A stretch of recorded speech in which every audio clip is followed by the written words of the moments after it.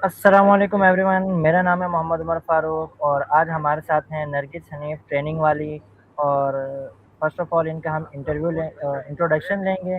Then इसके बाद हम अपना टॉपिक ऑफ डिस्कशन बताएँगे एंड फिर उसके ऊपर हम मूव ऑन करेंगे। सो फ़र्स्ट ऑफ़ ऑल आप अपना हमें इंटरव्यू दीजिए मिस नरगिस मैडम। अस्सलाम वालेकुम एवरीवन। मेरा नाम नरगिस ट्रेनिंग वाली है। पहले मेरा नाम नरगिस हनीफ था, बट जब से मैंने रेहान स्कूल ज्वाइन किया तो नरगिस ट्रेनिंग वाली। और मैं पंजाब के शहर भावनगर से ताल्लुक़ रखती हूँ। हाउसवाइफ हूँ, माशाल्लाह से 3 बच्चे हैं मेरे, 2 बेटियाँ 1 बेटा। ग्रेजुएशन बीएड किया हुआ है मैंने। और रिसेंटली मैंने अपना रेहान स्कूल से अपना फर्स्ट लेवल टीचर ट्रेनिंग का कंप्लीट करके और माशाल्लाह से अब दूसरा लेवल भी मेरा कंप्लीट होने जा रहा है। सेकंड लेवल कंप्लीट कर रही हूँ और वर्किंग को-फैसिलिटेटर के तौर पे वर्किंग भी कर रही हूँ रेहान स्कूल में। तो जैसे आपने इंट्रोडक्शन दिया तो फिर तो ये डिस्कशन ऑफ टॉपिक हमारा बिल्कुल परफेक्ट रहेगा आपके साथ, क्योंकि हमारा जो आज का टॉपिक है वो टॉपिक भी यही है कि focus on education and work place के ऊपर किस तरीके से बच्चों को और जो बड़े हैं उनको मोटिवेशन दी जाए। लाइक जो आप जैसे जी आपके 2 बिल्कुल। बच्चे हैं 3 बच्चे, तो हम आपसे यही डिस्कशन करेंगे कि किस तरह उनको मोटिवेट रखा जाए एजुकेशन के लिए और किस तरह से बड़े लोग जी जो बिल्कुल। हैं उनको मोटिवेट रखा जाए वर्क प्लेस के लिए। तो हम जी स्टार्ट करेंगे बिल्कुल। अभी। तो सबसे पहला सवाल मेरा आपसे ये रहेगा कि आपको सबसे ज़्यादा क्या मुश्किल पेश आई है अपने बच्चों को जब वो बोलते हैं कि मुझे आज नहीं पढ़ना या मुझे स्कूल नहीं जाना है, इस तरह के कुछ भी बहाना जब वो करते हैं? जी, सबसे ज़्यादा जो मुझे इश्यू लगा अपने बच्चों में कि वो बैठते नहीं हैं, क्योंकि जब बच्चे बैठ जाते हैं तो ऑटोमैटिकली फिर काम कर लेते हैं। बस एक दफ़ा उनको बिठाना बहुत मुश्किल है, सुबह स्टार्ट उठाना बड़ा मुश्किल होता है कि आपने स्कूल जाना है। तो ये चीज़ सबसे ज़्यादा है कि रिस्पॉन्सिबल नहीं होते बच्चे कि हमें ये काम मिला है, हम इसको कर लें फ़ौरी तौर पे। ऐसा नहीं वो करते, बल्कि उनका होता है कि इधर-उधर टाइम गुज़र जाए, कोई गेस्ट आ जाए, कोई और आ जाए, मम्मा बिज़ी हो जाएँ, किचन में बिज़ी हो जाएँ ताकि हम ये काम छोड़ दें पेंडिंग पे। बस ये है कि उनको बिठाना और उनके पास बैठना पड़ता है आपको, देन फिर वो काम कर लेते हैं। तो आप क्या समझते हैं कि ऐसा क्या किया जाए कि जिनसे वो मोटिवेटेड रहें और या फिर वो जो है ना सोचे कि नहीं हमें कुछ सीखना चाहिए, करना चाहिए, हमारा ही इसमें फ़ायदा है या हमारा ही भला है? जी, इसका मैंने तो सबसे बड़ा सॉल्यूशन तो मुझे यही नज़र आता है कि कोई ना कोई पर्सन उनके पास बैठा हो, जो उनको वॉच आउट करे और उनको चेक एंड बैलेंस रखे बच्चों पे कि उन्होंने अपना काम कंप्लीट कर लिया। बेशक डेली ना सही, आप 2-3 के दिन के बाद उनका चेक एंड बैलेंस रखते रहें, ताकि क्योंकि बच्चे तो बच्चे ही होते हैं, वो बेशक बड़े हो जाएँ। सही जो बात है, मेरे बच्चे इतने छोटे नहीं हैं, माशाल्लाह से बड़ी बेटी ने सेकंड ईयर के एग्ज़ाम्स दिए हैं, छोटी वाली ने 10th के दिए हैं माशाल्लाह से, बेटा जो है 8th में है। बट अभी भी उन पे मुझे फ़ोकस ही करना पड़ता है कि उनकी सारी चीज़ें कंप्लीट हैं, उन्होंने अपने टेस्ट प्रिपेयर किए हैं, उनके रिज़ल्ट जैसे कि मदर्स होती हैं वो रिज़ल्ट चेक आउट करती हैं। वीकली टेस्ट की रिपोर्ट आ गई व्हाट्सएप पे, वो अच्छे से देखनी कि क्या प्रोग्रेस जा रही है। अगर आप ये चीज़ें चेक एंड बैलेंस रखें तो फिर आप बच्चों को मोटिवेट करती रहती हैं उनके रिज़ल्ट्स के लिए, तो सही रहता है। अगर हम ये चीज़ें इग्नोर करना शुरू कर दें तो वो ऑटोमेटिकली बच्चे तो फिर चीटिंग करते ही हैं बीच में कि चलो मम्मा ने नहीं देखा, अच्छी बात है, ये टेस्ट का रिज़ल्ट ऐसे ही गुज़र जाए। जी, तो मैंने हर जगह तीनों बच्चों की कॉलेज में भी, अब यूनिवर्सिटी में भी मैंने अभी बेटी के अप्लाई किया तो वहाँ भी सभी जगह व्हाट्सएप पर मेरा ही नंबर ऐड है, ताकि मुझे उनकी सारी रिपोर्ट्स मेरे ही नंबर पे आएँ, ना कि उनके बाबा के आएँ, क्योंकि वो बिज़ी होते हैं, वो सही। नहीं चेक कर सकते इस तरह से। तो इस तरह से आप अगर अपने बच्चों का चेक एंड बैलेंस रखें तो आप बच्चों को मोटिवेट भी कर सकते हैं और उनका सारा बायोडाटा भी लेते रहते हैं कि कैसी रिपोर्ट्स जा रही हैं उनकी। मेरा तो अच्छा ये तरीकाकार यही है। सही, ठीक। अच्छा ये तो वो तरीका हो गया ना कि जिस तरह के किसी तरह एक मतलब ज़बरदस्ती किया जाए। Motivation is the thing like किसी को आपने मोटिवेट किया है, बंदा उस चीज़ के लिए खुद अब जो है ना तगो-दो करता है, खुद मेहनत करता है और कोशिश करता है। लाइक जो मुझे मोटिवेशन चाहिए होती है ना जिस टाइप की, मुझे नेगेटिव मोटिवेशंस का बहुत शौक है। यानी अगर मुझे किसी ने मेरी बेइज़्ज़ती कर दी या मुझे कुछ कह दिया यार इससे ये काम नहीं हो सकता, देन मैं एकदम वो हो जाता हूँ कि भाई अब तो मुझे ये काम करना ही करना है। तो जिस तरह मुझे ये वाली डिमोटिवेशन जो है ना मुझे ट्रिगर करती है कुछ करने को। इस तरह हर एक इंसान की कोई ना कोई एक चीज़ होती है, फ़ितरत होती है जिससे वो ट्रिगर होते हैं। क्या आपको लगता है कि आपके बच्चों में कोई ऐसी चीज़ है जिससे वो ट्रिगर हो जाएँ और वो फिर इस चीज़ को खुद से जुनून बना लें कि भाई मुझे पढ़ना है या मुझे कुछ ना कुछ करना है? बच्चे जो होते हैं ना, असल में मैंने देखा है कि वो जुनून तो बनाते हैं, बट वो कुछ टाइम के बाद वो लूज़ कर देते हैं अपनी मोटिवेशन। तो उनको आपको मोटिवेट करते रहना पड़ता है, इसलिए आपको चेक एंड बैलेंस भी रखना पड़ता है। मतलब कि अगर आपने अच्छी यूनिवर्सिटी जाना है, अगर आपने अपने कज़न से आगे जाना है, आपने एक अच्छा स्टेटस अपना लेना है, ये सारी चीज़ें अगर हम बच्चों को हर रिजल्ट के बाद, हर चीज़ के बाद मोटिवेशन देते रहते हैं, तो मैंने देखा कि बच्चे थोड़े से एक्टिव रहते हैं। क्योंकि अगर हम एक बार दे दें, वो एक दफ़ा तो बहुत एक्टिवली हो सारी चीज़ें पार्टिसिपेट करते हैं, बड़े अच्छे रिजल्ट्स आते हैं टेस्टों के। लेकिन कुछ टाइम के बाद मैंने देखा कि वो थोड़ा-सा लूज़ कर जाते हैं अपनी चीज़ें। तो इसलिए मैं अपने अच्छा, बच्चों को हमेशा कहती रहती हूँ कि अगर आपने जाना है अच्छी यूनिवर्सिटी में, अच्छी जॉब्स जानी है, आपने एक अच्छा स्टेटस करना है, जैसे कि हमारे इर्द-गिर्द बहुत सारे फैमिली में बच्चे हैं, तो कॉम्पिटिशन बच्चों का चलता रहता है। तो कंपटीशन का आप उनको बताते हैं कि नहीं, आप उससे ज़्यादा अच्छे हैं, आप उससे ज़्यादा इंटेलिजेंट हैं, आप उससे ज़्यादा हार्ड वर्कर हैं। तो ये चीज़ें बच्चों को भी मोटिवेट करती हैं, बट ये कुछ-कुछ टाइम के बाद आपको करनी पड़ती हैं। ये नहीं कि आप एक बार छोड़ दें करके, तो आपका बच्चा पूरा साल वो रिज़ल्ट सही आएँगे, ऐसा नहीं होता। क्योंकि बच्चे तो फिर बीच में और भी उनकी अट्रैक्शंस होती हैं, गेम्स की, कुछ और चीज़ें भी। तो आप उनको अगर थोड़े-थोड़े वक़्फ़े के बाद इस तरह की मोटिवेशन देते रहें, तो वो फिर एक्टिव रहते हैं। अच्छा, मैं जो ये सोचता हूँ चूँकि मैं भी एक स्टूडेंट ही हूँ और मैं भी एक बच्चा ही हूँ छोटा, तो मतलब इतना भी छोटा नहीं हूँ। मगर मैंने जो सोचा है कि अब जब कंपैरिज़न किया जाता है ना दूसरों के साथ, जैसे कज़न हो गए या जो बताया जाता है कि ये है वो उसने जो है ना आपके जो है ना इतने उसका मार्क्स आए हैं, इतना रिज़ल्ट आया है, आपको उससे ज़्यादा करना है। तो आपका नहीं ख़्याल कि अगर हम इस तरीके से किसी को बोलेंगे तो उसको एक मतलब डाउनग्रेड फ़ील होगा कि यार मेरे को पता नहीं उसके साथ क्यों कंपेयर कर रहे हैं, मैंने उसके साथ मेरा क्या लेना-देना? क्या ऐसा नहीं? आप कंपेयर ना करें बच्चों को, आप मोटिवेट करें कि देखिए आप एक अच्छे इंस्टीट्यूट में जाना चाहते हैं। अगर बच्चे होते हैं, मैंने अपने बच्चों को भी अब देखा, बहुत से बच्चों को भी देखा, बच्चे सभी इंटेलिजेंट होते हैं। बस ये होता है कि बच्चे रिस्पॉन्सिबल नहीं होते, वो थोड़ा-सा लो हो जाते हैं, लूज़ करते हैं अपनी हार्ड वर्किंग को, ये सारी चीज़ें होती हैं। अदरवाइज़ सभी बच्चे पिक कर सकते हैं, सभी बच्चे ग्रेड्स अच्छे से ले सकते हैं। मैंने ये चीज़ देखी है अपनी लाइफ़ में। मैंने कुछ साल बच्चों को ट्यूशन्स भी पढ़ाई हैं, मेरे अपने भी बच्चे हैं, भाइयों-बहनों के भी बच्चे हैं। मैंने सभी बच्चों में देखा कि बच्चे सभी इंटेलिजेंट होते हैं। बस ये कि वो अपनी जो उनकी इंटेलिजेंसी है, वो कहाँ यूज़ कर रहे हैं, गेम्स में लगा रहे हैं, ड्राइंग में लगा रहे हैं, पढ़ने में लगा रहे हैं, किस चीज़ में। तो आप इस तरह से कंपैरिज़न ना करें कि बच्चा जो है वो उसको अपने समझे कि ये मुझे उससे कंपेयर कर रहे हैं या मुझे डाउन कर रहे हैं, बल्कि ऐसे मोटिवेट करें कि देखिए बेटा, वो अगर मेहनत कर सकता है तो आप तो उससे ज़्यादा इंटेलिजेंट है, आप उससे ज़्यादा हार्ड वर्किंग कर सकते हैं, आप उससे ज़्यादा अच्छे इंस्टीट्यूट में जा सकते हैं। दूसरा, आजकल मैंने देखा बहुत सारा ट्रेंड ये भी आया हुआ है कि बच्चे जो सेल्फ पे पढ़ते हैं, आप उनको ये जी, चीज़ें बताएँ कि आपने सेल्फ पे नहीं जाना, आपने हमेशा स्कॉलरशिप विन करना है और आप कर सकते सेल्फ सेल्फ हैं। थोड़ा-सा डिफाइन करिएगा, मैं समझा नहीं। सेल्फ से मुराद होता है कि जिस तरह कि हम यूनिवर्सिटीज़ प्राइवेट में बच्चों को एडमिशन करवाते हैं, प्राइवेट फीसेस वगैरह पे करते हैं। इसकी बजाय आप उनको मोटिवेट करें कि आप हर जगह एंट्री टेस्ट दे सकते हैं, आप हर जगह स्कॉलरशिप विन कर सकते हैं, आप में एबिलिटी है, आप प्रिपरेशन करें। इस किस्म की चीज़ें बच्चों को आप जब मोटिवेट करते हैं, तो ऑटोमेटिकली बच्चे फिर वो चीज़ें पिक करते हैं। कंपैरिज़न ना करें, बट एग्ज़ाम्पल्स दें उनको। जैसे मेरा बेटा है, मैं अभी आपको एग्ज़ाम्पल देती हूँ। उसका एक रिसेंटली कुछ टाइम पहले एक फ्रेंड बना था, वो गाँव से आया था बच्चा, और आए भी हमारे इधर नेबर्स में ही थे। तो बच्चा सही। बहुत ही ज़्यादा लो था, बट उस बच्चे ने अपने आप को 2 साल में इतना इम्प्रूव किया है कि अब माशाल्लाह उसकी कल मत आई, और वो लाहौर चला गया। उसने ओ लेवल का टेस्ट क्लियर कर लिया लाहौर का। माशाअल्लाह! तो तो मैं अपने बेटे अच्छा, को बता रही थी कि बेटा देखिए, मैथ आपका भी बहुत अच्छा है और उसका बहुत डाउन था, लेकिन उसने 2 साल में स्ट्रगल ज़्यादा की बच्चे ने। और वो ये सही। छोटे से हमारे भावनगर शहर को छोड़ के अब लाहौर के कितने अच्छे इंस्टीट्यूट में जा रहा है ओ लेवल के लिए स्कॉलरशिप पे। और उसने इतना इम्प्रूव किया कि उसके और मेरे बेटे के मैथ के ग्रेड्स बराबर आए।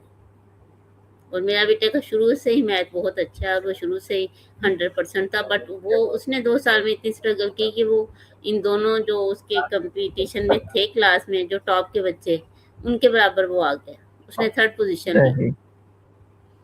इस तरह अच्छा के तो एग्ज़ाम्पल्स दें आप बच्चों को, सही, ना कि ठीक, कंपैरिज़न करें उनको। सही। अच्छा तो आप क्या समझती हैं क्या गेम्स जो हैं बच्चों को बिगाड़ती हैं या एक अच्छी चीज़ है उनके लिए? नहीं, गेम्स बच्चों को बिगाड़ती नहीं है, लेकिन उनका एक टाइम होना चाहिए। और मैं कहती होती हूँ कि आजकल फ़िज़िकल गेम्स ख़त्म हो गई हैं। फ़िज़िकल गेम्स ज़्यादा बच्चों के लिए हेल्दी हैं और ज़्यादा उनकी मेंटली, फ़िज़िकली हेल्थ के लिए अच्छी हैं। आजकल है, कंप्यूटर है, बच्चे लैपटॉप, मोबाइल पे गेम्स खेलते हैं, उसके लिए भी उनको टाइम दें, बट एक मख़सूस टाइम हो, कोई 1 घंटा आपने जस्ट खेलना है। ये नहीं कि सारा दिन बच्चे स्क्रीन टाइम पे बैठे हुए हैं और जब मर्ज़ी उठा लिया। ये चीज़ें अभी मेरे ख़्याल में तो अभी मैं इसमें एक वही बात करना चाहूँगा ना, अब जैसे मेरा शौक ही जो है ना कंप्यूटर का है, लाइक मैं वेब डेवलपमेंट वगैरह एंड जैसे लास्ट टाइम इंटरव्यू भी हुआ था आपके साथ, मैंने बताया था। तो अब मेरा काम ही सारा शौक ही इस चीज़ का है एंड मैं डिजिटल ही वो उसमें रहता हूँ। तो उसमें पेरेंट्स को आप क्या क्या लगता है अगर उनका बेटा अगर इसी चीज़ में जाना चाह रहा है तो कैसे उसको कंट्रोल किया जाए और कैसे मतलब उसको मोटिवेट किया जा सकता है उसी फ़ील्ड में या आप उसको रोकेंगे या क्या करेंगे? मतलब मैं वो पूछना चाह रहा हूँ। नहीं, अगर बच्चे का है कि वो एडिटिंग करना चाह रहा है, वो कोई ग्राफ़िक्स वग़ैरह करना चाह रहा है, तो आप उसको इनकरेज करें, उसके लिए उसको टाइम भी दें, उसको बताएँ भी चीज़ें कि उसको वो कैसे आगे लेके जा सकता है। बस ये है कि स्टार्ट में बच्चे जब ज़्यादा छोटे होते हैं, जैसे एक एज होती है थोड़े-से मैट्रिक में जाके बच्चे फिर भी समझदार हो जाते हैं। एक होता है 5, 6, 7 उसमें बच्चे इतने सेंसिबल नहीं होते। वो एक चीज़ सर्च करने बैठते हो 10 मैसेज आ जाते हैं, फेसबुक पे आया कोई नोटिफ़िकेशन, यूट्यूब पे आया ओपन, तब आप उनको थोड़ा-सा चेक एंड बैलेंस रखें ऐसे छोटे बच्चों को कि वो क्या-क्या चीज़ें ओपन कर रहे हैं। क्योंकि बच्चे छोटे होते हैं, उन्हें नहीं सही, समझ आ रही होती वो क्या चला रहे हैं।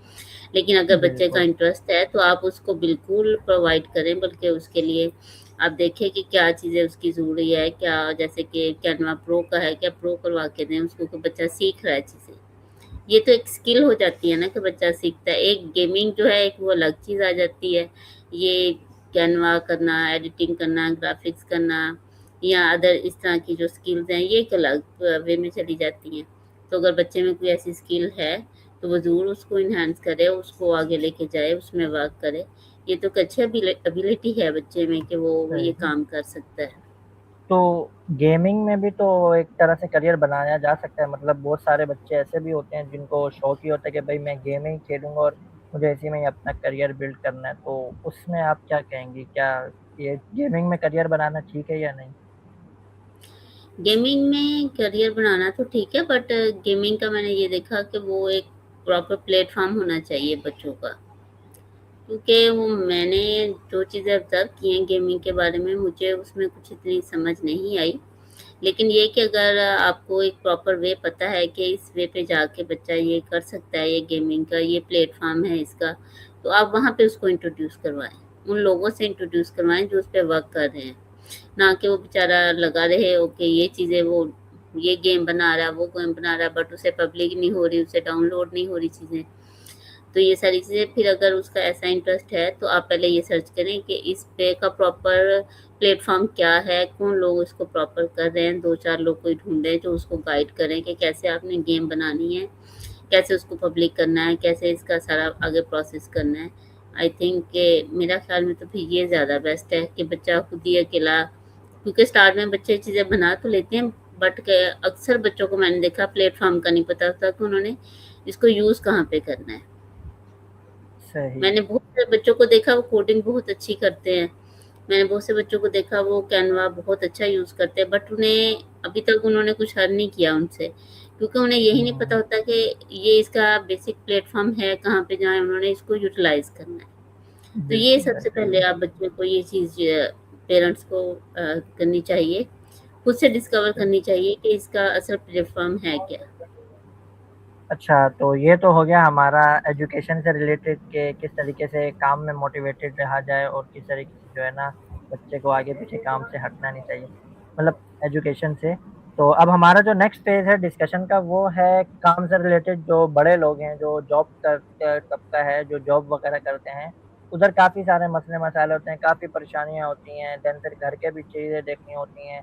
लाइक बहुत सारी चीज़ों के बाद फिर बंदा ओवरबर्डन हो जाता है, तो उस चीज़ को कैसे ओवरकम किया जाए और मोटिवेटेड रहा जाए हर दिन एक नए आगाज़ की तरह और हर शाम जो है ना एक अच्छी शाम की तरह बंदे को महसूस हो। जी, ये बात तो आपकी बिल्कुल सही है। मैं अपने आप को देखती हूँ तो मैं कई बार बहुत ज़्यादा फेड अप हो जाती हूँ चीज़ों से, क्योंकि 6-7 घंटे की हमारी क्लासेस, फिर मेरे बैक एंड पे अपने टास्क, फिर बच्चे, घर, किचन, अदर फैमिली मेंबर्स। तो कई बार तो ये होता है कि आप सुबह से उठे हो, रात के 12-1 बजे होते हैं और आप रेस्ट भी नहीं कर पाते। बट ये फिर ये है कि खुद को मोटिवेट इंसान ऐसे ही करता है कि अगर कुछ हासिल करना है, कुछ लर्न करना है, कुछ फ्यूचर में कुछ ना कुछ बनना है, तो आपको थोड़ी सी स्ट्रगल तो करनी पड़ेगी।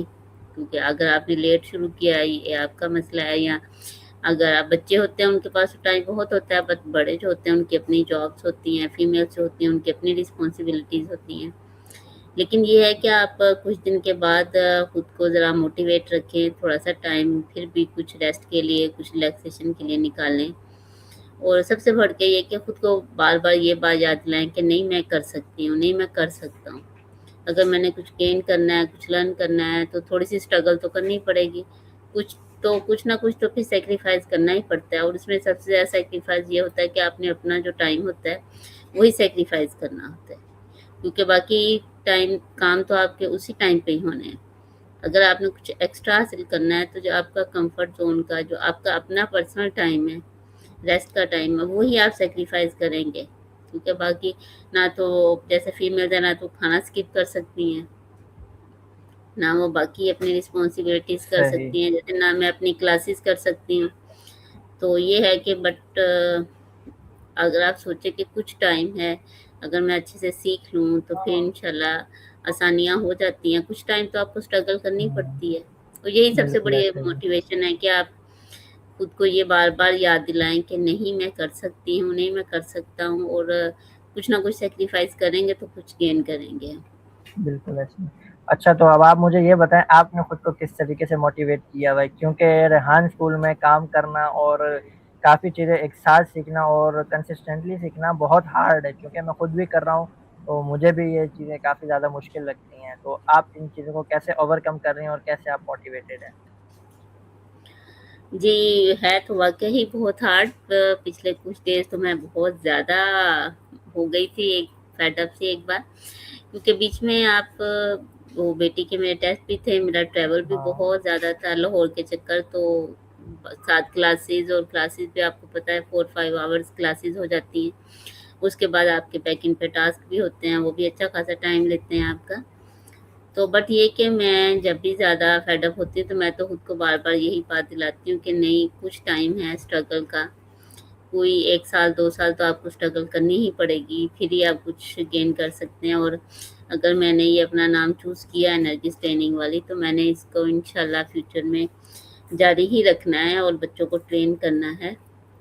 तो इसी तरह खुद को मोटिवेट करके फिर नेक्स्ट क्लास के लिए हो जाते हैं कि नहीं, नहीं अभी सीखने का टाइम है।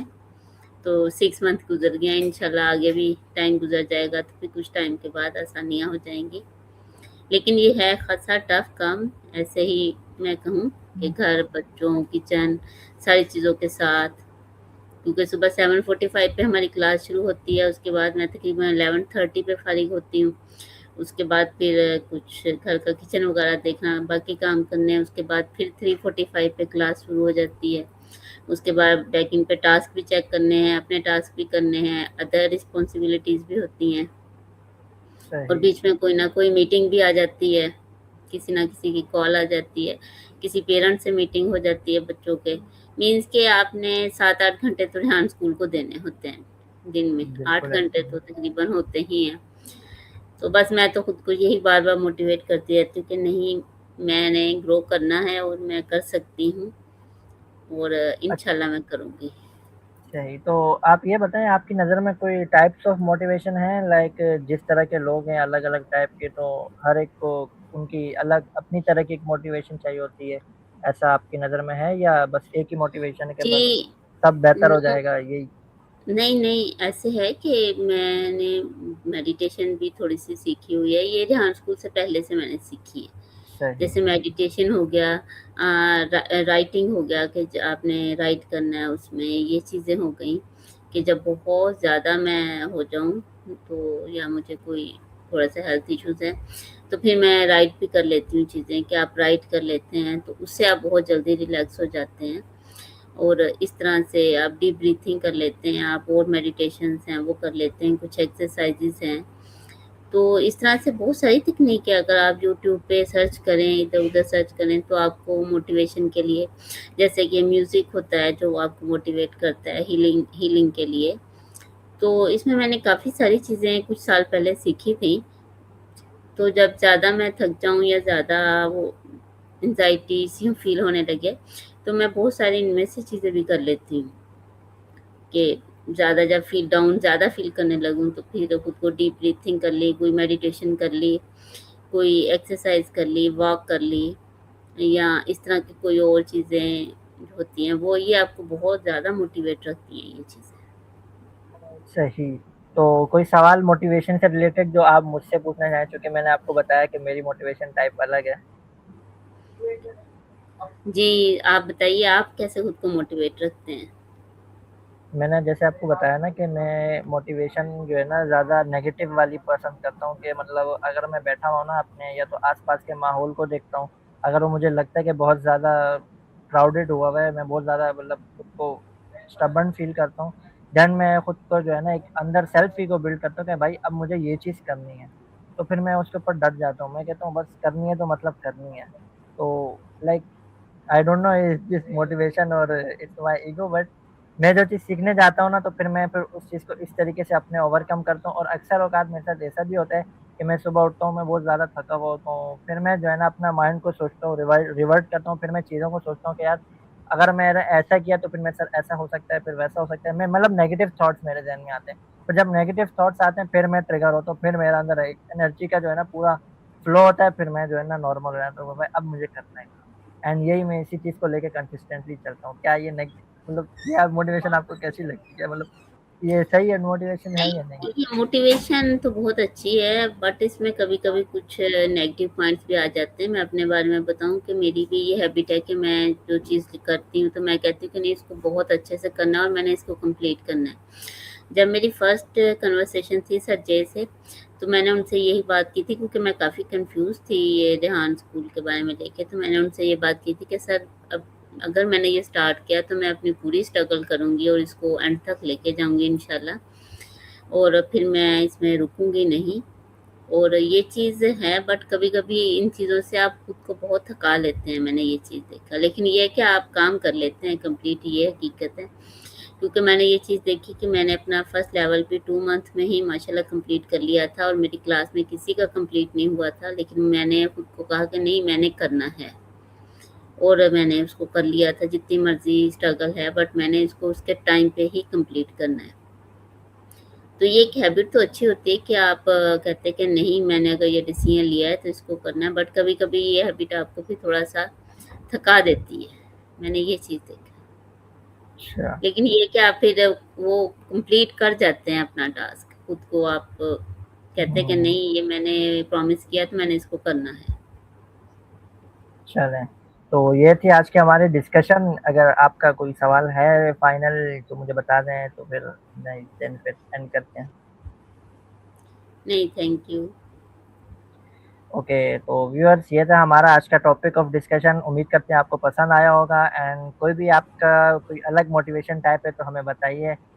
चूँकि मैंने अपना बताया, इन्होंने बताया अपनी मोटिवेशन टाइप, तो इसी तरीके से कोई भी इश्यू हो, कोई भी प्रॉब्लम हो, तो हमारे साथ डिस्कशन करने के लिए हम हाज़िर हैं एंड हम आपको प्रॉब्लम के सॉल्यूशंस भी बताएँगे। तो मिलते हैं नेक्स्ट वीडियो में किसी और गेस्ट के साथ, तब तक के लिए अल्लाह हाफ़िज़। अल्लाह हाफ़िज़।